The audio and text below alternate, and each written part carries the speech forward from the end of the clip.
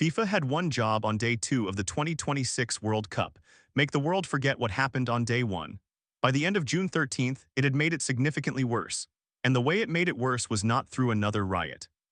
It was through a single sentence, 6 words, delivered through an official statement to every news organization covering the tournament simultaneously. The fans were in the concourses. That was FIFA's explanation for the empty seats. Not a pricing failure. They had their tickets, but they simply chose, apparently, to watch a World Cup group stage match from a corridor rather than from the seats they had paid for. The backlash was not slow in arriving. It was immediate, global, and entirely specific. Because the people reading that statement were the same people who had spent months watching ticket prices climb, and who had seen the attorney generals of New York and New Jersey issue formal subpoenas. Those people read the words "the fans were in the concourses," and they understood exactly what kind of response they were looking at. It was the response of an organization that had decided the cameras were wrong. Now here is the detail that compounds it. The official attendance figure for the South Korea versus Czechia match in Guadalajara was announced as 44,985. The stadium's capacity is 45,664. On paper, the match was nearly full.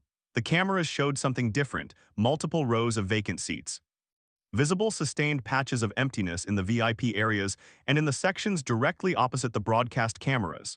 FIFA's position was that both things were true simultaneously. The attendance figure was accurate and the empty seats were explained by fans choosing the concourses.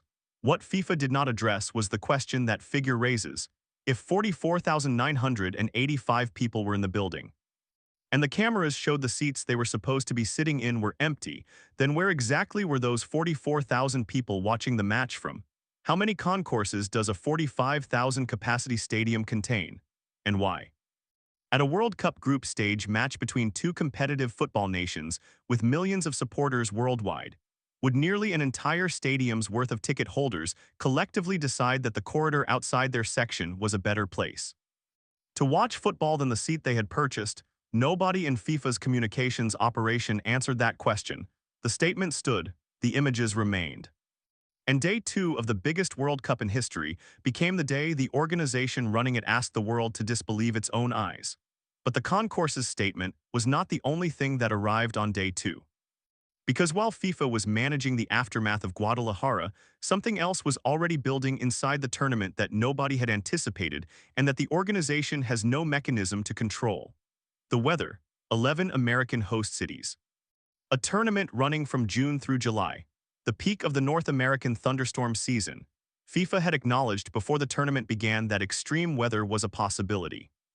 It had introduced mandatory 3-minute hydration breaks in both halves of every match in response to concerns raised by players, climate researchers, and universities about dangerous temperatures in several host cities. What it had not done was establish a clear, published, official policy for what happens when lightning forces a match to stop. The Athletic reported that World Cup fixtures could face lengthy delays if interrupted by severe weather because FIFA does not have a defined cutoff point at which a suspended match is abandoned. 30 minutes has historically been the standard delay applied when lightning is detected near a stadium, but historically has never meant officially, and at a tournament spanning 3 countries, 16 cities, and 104 matches scheduled across 39 days in the middle of summer, the absence of a clear published protocol for the most predictable weather event in North American meteorology is not a minor administrative gap. It is a structural problem sitting directly in the path of a tournament that cannot afford another image like Guadalajara. The aviation system was feeling it too: 10 million tourists, 11 American host cities spread across a continent. Airports in Los Angeles, New York, Dallas, Seattle, Kansas City, Boston, Philadelphia, San Francisco, Miami, Atlanta, and Houston, all absorbing World Cup traffic simultaneously, while operating a domestic flight network with zero margin for error. Built into it, travel experts and aviation analysts had been flagging this for months before the tournament began. The FAA had published a specific safety plan for the World Cup, and on day 2, with matches now being played simultaneously across multiple cities, requiring fans to move between venues in timeframes that the American aviation network was not designed to accommodate at this scale. The system was already showing the strain that the warnings had predicted. 3 red cards in the opening match had also generated a conversation that FIFA had not anticipated. The Mexico versus South Africa opener produced the most red cards in any World Cup opening match in the tournament's history. South Africa's Yaya Sithole and Thembaz Zwane were both sent off. A Mexican player followed. The BBC reported that 3 reds were shown in the opener and asked whether referees were getting tough. The Athletic analyzed the record and described it as the dirtiest World Cup opening game ever seen. Al Jazeera noted the look of confusion and disbelief among South African players after Zwane was dismissed for flinging an arm into Mexico's Roberto Alvarado.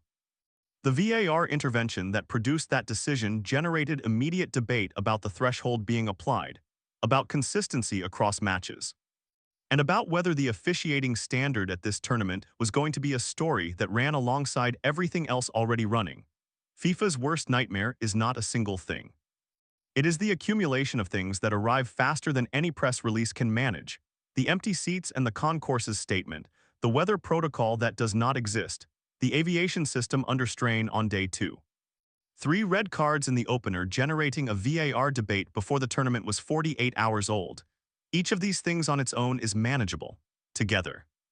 On day 2 of a tournament that was supposed to answer every question and silence every critic, they are the definition of a nightmare that has not peaked yet. The football is extraordinary. The goals are coming. The players are delivering what they always deliver when the stage is this large. That is real and it matters. But FIFA's worst nightmare was never about the football, it was always about everything surrounding it. And on day 2, everything surrounding it just got harder to explain away than the day before. What do you think? Is FIFA losing control of the narrative around this tournament completely? Or is this simply the reality of running the biggest sporting event in history across 3 countries simultaneously? And the problems are inevitable regardless of who is in charge. Leave it in the comments.